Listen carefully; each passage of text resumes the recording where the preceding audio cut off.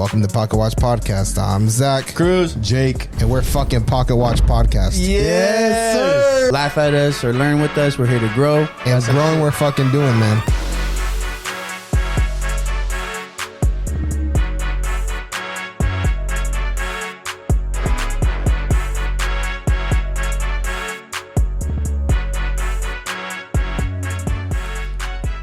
Welcome to Pocket Watch Podcast. It's your boys. Yes, sir. We got another episode for y'all. Thank you for tuning in. Make sure you like, follow, share, subscribe. Tell your mother. Tell your sister.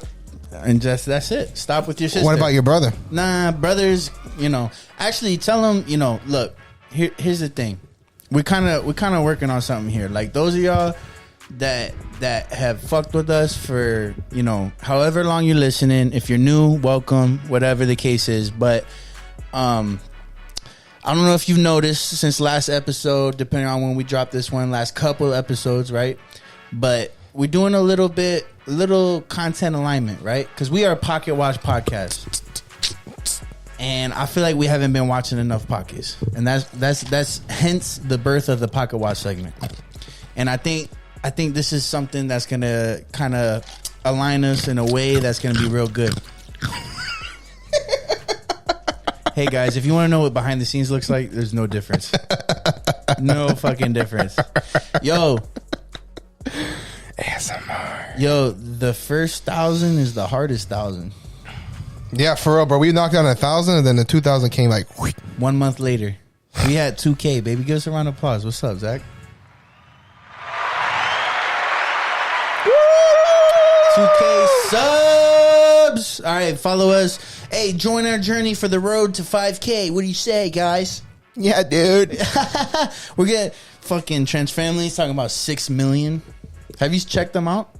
Nah, I mean, I see their videos they post. Speaking of pocket watching, bro. Trench Family, bro, they hit 6 million subs on YouTube. Bro, they have billions of watch time, bro. That shit blew my mind. When I seen them post that, I was like, bro, you guys realize the amount of, like, what your movement is huge, bro. And word on the street is they might be moving back to the flow.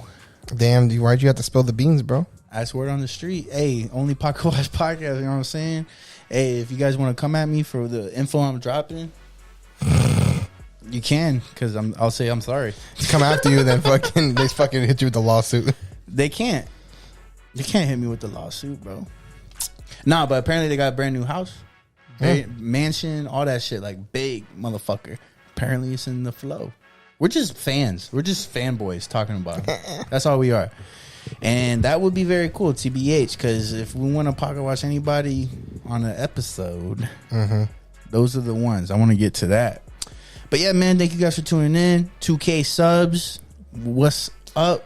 I'm very excited about that shit, man. Let's see how fast we can hit 3K, 4K. 2K subs on YouTube, 10K subs on the TikTok. Oh, yeah. 10K on TikTok. Man, but TikTok's a little fucking weird, man. I don't know TikTok. TikTok's a little, I don't know. But one thing that's cool that I was thinking about today, like everything's about perspective or whatever, and I was just thinking like, I think now I view like our subscribers and like how I'm like kind of like measuring great, how we're hitting milestones and stuff in my mind. I'm definitely thinking of 1,000 subscribers now, like we used to think of 100. Yeah, no, I'm not there with that yet. At least not me. Not you, but I know our first year, bro, we were fighting for 200. So yeah, that's true. And after that, we started hitting, and then it was like, how about this? Like, I think of 1,000 subs, like I think of like we used to think of 100. Like going from 200 to 300 to 400 to 500. I now view that like going from 1K to 2K to 3K to 4K. Do you think we could be at 5K by March? Challenge accepted. By my birthday. Challenge accepted. 5K by my birthday. Bro, no doubt. March 27th. Stay tuned. Hey, man. What day does that land on? I don't even know when my birthday is. Okay, well, Apple Watch fucking sucks. I just went over my calendar. All right, guys. We're going to get to the shits. Pocket Watch segment this week. Yo, Zach, are you ready for the Pocket Watch segment this week? I'm always ready. I don't know if my hat gives anything away, but the Pocket Watch segment this week goes to a Miami Dolphin. Are you done? When is your birthday? What day is it? Is it a Tuesday? It's a Wednesday. Are you gonna start making plans? Motherfucker, you don't work no 9 to 5. That's a day off. Bro, What's up? That's horrible. Who wants to have a birthday on a Wednesday, bro? Me. I always have a birthday on a fucking weekday. I can't remember the last time I had a birthday on a weekend, bro. When's your birthday? August what? August 9th. I was going to say August 10th. That's crazy. The past 10 years, bro, it's been on a Wednesday, Thursday. Well, guess what it is? Guess what it is this week? What? You fucking lit, boy. You fucking lit. It's a Friday. Bet. That's cute. PTO. Request that bitch. I'm going to be married. My life is over by the time my birthday We're going on a cruise. Let's go. Let's go. You're not going to be married by August? Yep. I get married this year, July. Yo, first of That's all, right. August is after shout out July. to this year for me, man. Like, I'm trying to, like, obviously life gets you down. Obviously, like, shit wears you down, like all these little things. And I've been trying to, like, focus on, like, being in the moment and trying not to let these little things affect affect the good things in life. And this year I know is going to be one of the best years of my life, man. Like, I'm graduating this year. Freaking 2 weeks after I graduate, we're going on our bachelor party.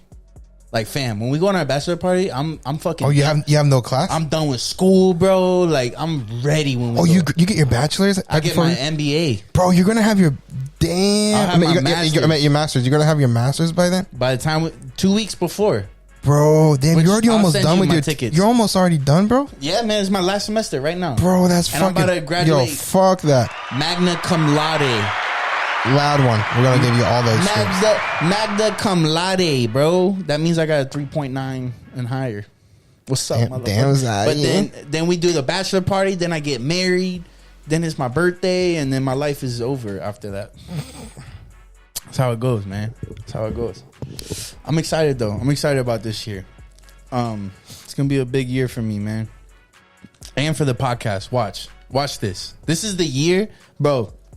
I get married. Let's just say 2 years I have a kid, bro. This is the year we do some shit with the podcast. You ready? Y'all ready? Because y'all joining the journey. Let's go. And y'all probably already tuned out because we just been talking mad stupid shit this whole time. All right, let's get to it. Pocket watch segment of the week. Ready? Whose pockets we watching this week? Miami Dolphin. Can you guess who it is? Tyreek Hill. Miami Dolphins season is on fire just like his house. Did you hear that Tyreek Hill's house got lit on fire? No, it's probably those fucking electric scooters he bought. Let's dig in. No, first of all, Tyreek Hill, if you're not watching Hard Knocks this year or whatever the case is, he bought some badass electric scooters with like a nice little like to-go basket or whatever for the whole team, the whole squad. Yeah. Right? Tyreek Hill did that. Tyreek Hill, this is one thing I've been thinking about. Tyreek Hill, turn the music down. You ready for this? Tyreek Hill is the number one paid receiver in the NFL. Right? Like, so here's how the list goes. Tyreek Hill makes 30. Technically, this is his average annual value. So this is like, for instance, Tyreek Hill got a $120 million contract for 4 years. So his annual average is $30 million a year. So going off of contracts, because all their contracts pay at different years, you know, whatever the case is. But his average is $30 million a year. He's the number one paid. The next is Devontae Adams, which is a top receiver at $28 million. Cooper Kupp, $26 million. AJ Brown, $25 million. Stephon Diggs and DK Metcalf tied at $24 million. Debo Samuel, $23 million. Terry McLaurin, $22 million. So here's one thing about this list while we pocket watching, right? So Tyreek Hill is the number one paid wide receiver in the NFL, right? But the next step that nobody really gets to talk about, that I wanted to talk about, is Devontae Adams, Cooper Kupp. Let's just do 2 and 3. Devontae Adams is getting paid in Vegas, which I'm not really sure how their tax laws are. But Cooper Kupp is getting paid in L.A. Ooh. AJ Brown, Philadelphia. Stephon Diggs, New York. Debo Samuel, California. So let's just say 6 out of the top 10 highest paid receivers are in a state that taxes like a motherfucker, right? So that was my thing. Like when I first found out Tyreek Hill's contract and shit, and I found out, oh, he's the highest paid receiver, I was like, yo, Like, he's the highest paid receiver, and he's bringing home the most money. Mm-hmm. Right? $30 million a year. I don't think Vegas, Nevada, I don't think they have any state income tax though. They're not that bad, right? So I don't think they have any state income tax. So then Devontae Adams slips out of that. Mm-hmm. Right? But still, Cooper Kupp, AJ Brown, Stephon Diggs, some of these guys that are right behind them, bro, cool. Like, you're number 5 overall in top paid receivers, but you're probably bringing home less than the guy that's 12 overall that plays in Texas and Dallas. CeeDee Lamb is not a top 10 paid receiver, and he's the top receiver for the Dallas Cowboys. $100 says he's bringing home more money than some of these top receivers, technically. Are we including sponsorships? No. Okay. Just NFL. I mean, just think about it, right? Like, if you're making $100,000 in Orlando, what does it take for you to move to California? Yeah. Right? And it's like, yo, when you're talking millions and you talk about Cooper Kupp, it's like, bro, it's a big fucking deal, man. I don't understand how some of these NFL teams don't get penalized for being in certain states, right? Like, like they're all going for the top contract, but none of them are kind of adjusting for, but I'm in LA. And I'm like, fucking 30-40% of this shit ain't coming home. Well, 40-50%. I'm gonna be honest with you, bro. With the recent shit going on, you couldn't even pay me enough to live in Cali. You would have to give me Elon's whole net worth for me to even think about. Nah, it's stupid. Don't say that, bro. If you can make $500,000 a year in California, you take it. Suck my dick. Really? For $500K, I ain't moving to fucking Cali. You got me fucked up, bro. I would take it. Hell no, bro. I'll take it 10 times out of 10. We're going to LA, baby. Dispensaries all over. I ain't moving to Cali, bro. I feel like if I go to Cali, I'm going to prison. I'm gonna fucking punch a fucking person in their fucking throat. I'm gonna be in prison. I know it. Why? I need you to elaborate on this because you got a lot of animosity here. Nah, bro, you want to get political? We ain't gonna elaborate more than that. Come on now. All right, look, Tyreek Hill. I just want to say, Tyreek Hill, top paid receiver. Out of all the receivers, out of all the top 10 receivers, he's in the least tax state. He's definitely bringing home more money. Tyreek Hill is bringing home more money than a lot of the top paid quarterbacks in New York, California, a lot of these places. This man's smart because all those scooters that he bought are tax exemptions too. That's for the business. Not tax exemptions, sorry, tax deductions. Right. Why? Because it's a gift? Yeah, you can put it as like marketing, or you can put it as in like team building. Yeah, you can write this that business, shit. bro. You can write that shit off, bro. How do players write that type of shit off? That's interesting. You can put it as like I'm trying to fucking see what the fucking terminology is, but like for example, like for Christmas and shit like that, I give a bunch of my fucking bunch of like my title company and shit like that, fucking a bunch of gift cards and shit. That's all write-offs. Yeah, hell yeah, marketing. Yeah, I saw no marketing. Like marketing. I need my teammates to like me. This is part of my job. It's marketing to your clients. This is why they pay me, because I'm a good teammate. That's interesting. You know what's weird? He signed a now. Let me just say, he got that contract last year. So this is his second year in the contract. So either, and I'm gonna lean towards this bullshit, but either some of these net worths when you try to search people, bullshit. Yeah. Right? Because think about this: Tyreek Hill, top paid receiver, $30 million a year average, whatever the case is. And his net worth, if you search him, if you Google him, $40 million, right? And it's like, okay, but let me also say that this contract previously was roughly around the $20 million a year. So I want to add to that, and the reason why I want to add to that is because I feel like a lot of people also blow their money. The way that they he drives a McLaren 720, he blows his money. Exactly, but the way that they calculate net worth is they see how many assets you have. And that's how they calculate it. Now he could have it's not the bank account. It's assets, but like if you make millions of dollars like that and you are holding 80% of your net worth in just a bank account, you're fucking up. What do you mean? You said what? Like if you're rich like that and you're holding 80% of your money, your net worth, just in a bank account, not doing anything, not working for you, then you're fucking up. Yeah. Put that shit out there. Because, like, investments and shit, that's all assets. But net worth is definitely wrong. What was that? Who was that in that clip that went viral? There was a guy that was, like, sitting down, like, in a podcast, actually. And then they were like, oh, they're saying your net worth is blah, blah, this. And he laughed and he goes, Ocho Cinco. It was Ocho Cinco, right? And they're like, that's what they say my net worth is Look at worth? my bank account right now. He goes, that's funny. He pulled his bank account and he was like, what does that tell you? He goes, that's a lot more than they're saying. He goes, okay, so I got more money in that bank than they're saying is my net worth right now. But that's kind of stupid. But it's to also say wrong. But well, it's also to say, how do they calculate the assets? I want to know, like, how did they get that information? Because you can buy assets in other names. You can buy assets in trust. You can buy assets in businesses' names, and it could not be linked to you. So you know what I mean? What's Tyreek Hill's net worth if you had to guess? Well, so how many years has he been in? How many years? So here's what I will say. He had a big come up, right? Because we were talking about he's the highest paid receiver, $120 million 4-year contract with Miami. He's currently in his second year of that. When he was on the Chiefs, 3-year, $54 million contract. That's a big difference. 3-year, $54 million total. Yeah. So $54 million, and then what is he at right now? 4-year, $120 million. So he's making $30 million a year right now. Yeah. Before that was, but he's only played one season, right? For the Dolphins. Two seasons. He's in his second season. Second season, but he's only played one full one though. Yeah, but it's back ended. His first year he probably made 20 something. This year he's making 23 million. Next year he's probably making 36. Okay, so we'll say so far he's made 45 million off of that. He's made 54 million from the Chiefs. Yep. So we'll just say $100 million so far, right? Yep. That's not including endorsements or sponsorships and shit like that. Because that's where he's probably making a shit ton of money from that too. Yep. But we'll just say just from the NFL, he's at 100 million. Automatically take half of that away, 50 million. Half of that is automatically going to taxes and fees and shit like that. Automatically gone. Then I would say take another half of that away for cost of living. Right. Big house that just burnt down. So he's gonna check for that. You get insurance. So that's 25 mil.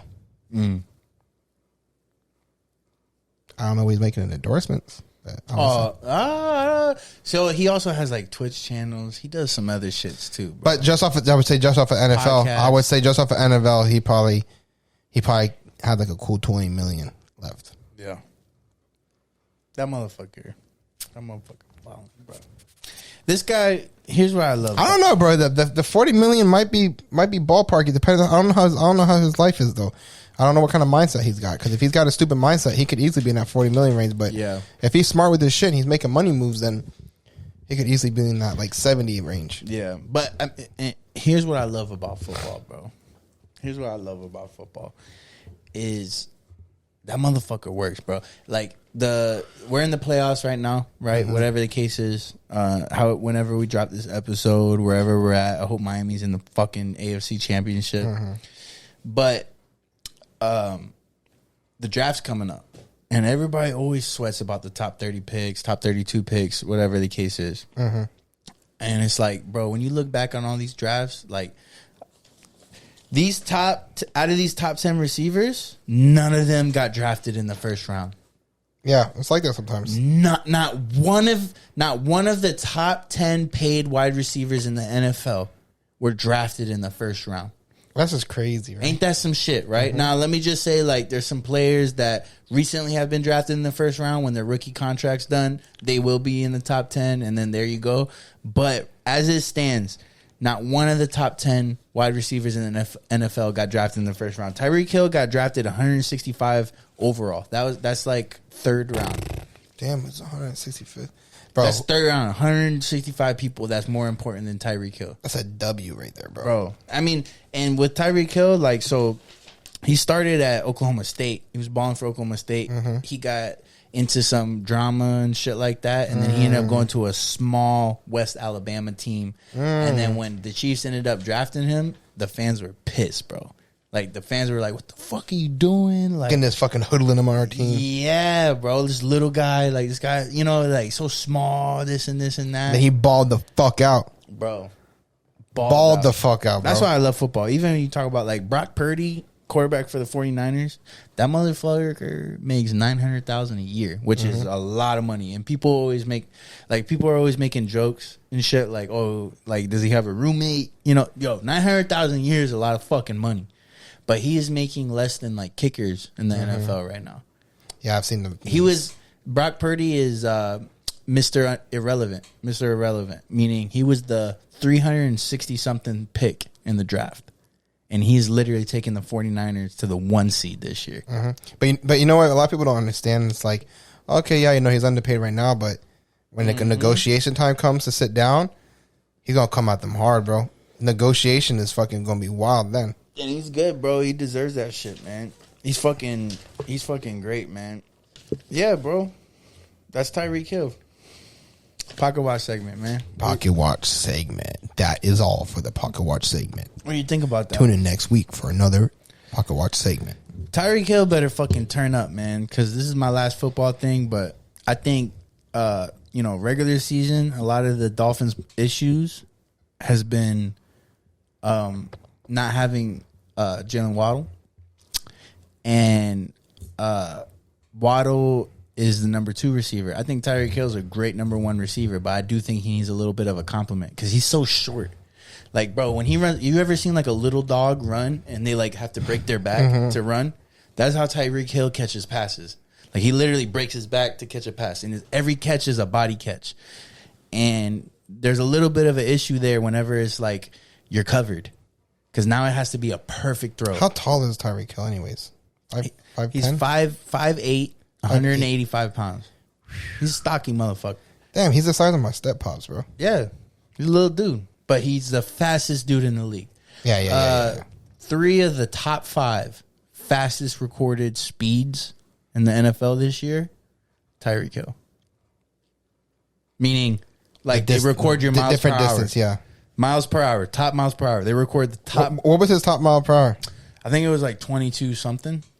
Oh, no, 26 miles per hour or something. 26 point something. DK Metcalf passed him because he had like this little drag at the 10-yard line, so he was running away from motherfuckers for 90 yards. So he recorded the top speed. So that also ties into it. But before that, it was Tyreek Hill at 26 something. That's fast, bro. 26 miles per hour. I think you can outrun a bear. You're speeding in a school zone, bro.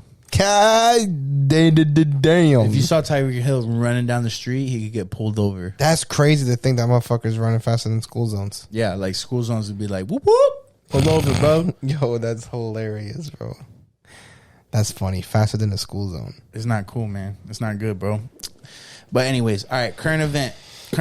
Couple episode, whatever the case is, we touched on the Alaska flight that got dropped down, that had to do the emergency landing because one of the emergency exit doors blew off, whatever the case is. And then sucked the other one off. Yeah. That's what we do here. So, we're here for a little follow-up because there's some more information that came out. Yeah, so basically, after that whole situation happened, they grounded all of the 737s for that, the same model and everything. They grounded all of them, and they required all of them to get inspections. What was the company again? Alaska Airlines. Alaska, duh. Yeah, okay. Alaska Airlines. But they required all of them. They grounded all of those planes, and they required them all to get inspections because there was previous times that they had, there was multiple occasions that they had this issue. Or some issue, not this issue, but they had issues with like the door not latching correctly, and they're having issues with it. And from the investigation, they found out that, at least from what I heard last, it's probably changed because they still been doing inspections, that 5 of the planes also had loose bolts on the door. Bro. So that means that there could have been 5 other times this happened, because that's what happened. They said the bolts that held the door in place, they loosened, so like it was kind of like wiggling back and forth, and then because of the pressure, that shit fucking ripped the fucking bolt off. Damn, bro. See, that's what I'm talking about. When it's like all it takes is like, if there's any point of, and I know there's so much redundancy in air travel, right? I know there is, but you know what though? So I already know where you're going, but to just already like debunk that, the thing is, this is what I love about the aviation industry. Because this happened, that means all of those planes that have that issue, now they're going to check pretty much every single model of parts going to be checked for this issue. But now those models specifically, I don't know if they've actually announced it already, but I guarantee it's going to happen. They're going to require every X amount of hours those bolts be checked and torqued to spec. Now, yeah, and that's perfect. That's how they do it. Say, okay, so the bolts are coming loose. The Boeing's going to have to figure out a solution to it. They're going to have to be like, okay, the reason why we're changing this, we're switching bolts. We're adding a new thread lock. We're adding this, or we're going to be doing something like this to fix it. And then FAA is going to be like, okay, and to follow up with that every 500 hours, every 250 hours, every 1,000 hours, torque to spec. You guys are going to have to inspect it and make sure that they're torque to spec and make sure that they're not loosening at all. As wild, because you know you're more of a handyman than me, and all I think about is every time I try to torque some shit, how many times the screws get fucking, what is it called? Stripped, bro. If your shit's getting stripped, it's because you're using the wrong tools, probably. Really? Yeah. All right. So shut the fuck up, right? Unless you're putting too much pressure on that bitch. You can put too much pressure on something to like over torque it and strip it, or you could be using the wrong tool. A lot of people don't realize they use like the wrong, like sockets is a big one. You have like US sockets and you have metrics and you have standardized sockets, and a lot of people get them confused, and they use one that fits and it wiggles a little bit, and you're like, oh, that's fine. It fits. Click, click, click, click. You put pressure on that shit, slips. When you have a socket on, there should be no fucking movement. It should be stuck there. And stuck. That's the right size. What if dumbasses like me are stripping that shit? Torquing that shit You're to using, spec. you're using the wrong size, bro. That shit ain't happening with fucking airplanes, though. Nah, right? But what if they hired people like my dad to do that shit? Everybody's dead, bro. That's my thing. Is like, who are you paying for this? Are you paying like people that give a fuck? You know what I mean? Like, what does that guy care, right? Are you paying that guy $16 an hour to do this spec? Bro, you know how much those guys make, bro? The guys that do the airplane checks? Bro, they're doing like 40 plus an hour. They're licensed, bro. The motherfuckers make money, bro. Aviation mechanics make fucking bread, bro. Yeah. They make money, bro. Yeah. But yeah, it's a lot of training and it's a lot of schooling and shit like that. Yeah. You know what's a fun thing to do? Whenever you think you're making good money, anybody that's making good money, or you feel like you're making good money, a fun exercise, because I do think whenever you start making good money, you stop thinking hourly. Like, a lot of people stop thinking hourly. Like you got businesses and stuff. You're doing great, this and that. You're not thinking hourly. You're thinking jobs. Mm-hmm. You're thinking per event. What am I making per event, per week, per month, whatever, right? Same with me. I'm doing a 9 to 5, whatever the case is. We also salaried, though. Okay, cool. So I'm salary, and that's the thing. I'm thinking about per year. I'm thinking about per check. Those motherfuckers get per month. Those motherfuckers get so much overtime. It's stupid, bro. Yeah, but a fun thing to do is like, what is this hourly? Because you know what? The last time I thought about my hourly wage was like when I'm looking for the $20 an hour, $22 an hour, $25. Bet, I can make $20. There's a lot of professions though that do hourly. Anything that's like skilled trades, automatically hourly. When you're a corporate world, that's going to be salaried. But the thing is, though, there's a lot of these motherfuckers that make $45 an hour, but with their overtime that they make, time and a half, bro, them motherfuckers making a lot more money than the person that. Well, not even like one thing. Like when I was like debating going to an accounting firm, the rate at the time, it was an internship. It was like $55 a year, right? Because of the hourly rate, and then if I got the job, whatever the case is, but. So I probably wouldn't be able to work more than 40 hours a week as an intern. Even if I did, it didn't matter. The job wasn't you make $55 a year. The job was you make this much an hour. And when you work for like a CPA firm or your law firm or something like that, you're billable hours. Like you get paid for the hours you work. So one thing is like, what is my hourly rate if I work a perfect 40 hours a week? So actually my hourly rate drops if I work more than 40 hours a week because I'm salary, right? Exactly. But those that like, that's one thing I will say, because like I always shit on, like I'm very happy I didn't do an accounting firm because like, fam, you need to get a CPA just to make $100,000. Yeah. Like to be at that type of hourly rate, you need a CPA. And it's like, that's hard. You need a master's just to hit the $80,000 mark hourly rate or whatever. Like, cause it's like a hospital, but for accountants. But the thing that is the pro on that, which I did weigh, and I was like, but Because then it's like, fam, so that means I have to work more than 40 hours a week for the shit to be worth it? Fuck that. But on the other side is, cool, your hourly rate gives you 65 a year. But fam, if you're working 45, 50, 55, 60 hours a week, you making a lot more than 65 a year. Oh, yeah. You know, even if you don't get time and a half, just every hour you work, that's your rate. Yeah, exactly. You know, so I don't know. It's kind of interesting. It's something. Anyways, guys, yo, shout out to 2K. Shout out to us, man. We literally fucking, what's 200 times 10? 200 times 10? Yeah. 2,000. Hey, we 10 times where we were last year in March. Yes, 10 sir. times. We 10 times ourselves. 10X Club. Less than a year ago. 10 times ourselves less than a year ago. Thank you, guys. We fuck with you so much. Make sure you like, follow, share, subscribe. And if you subscribe, maybe you'll be the 3K. What's up? By the time this episode drops. Pocket watch. Out.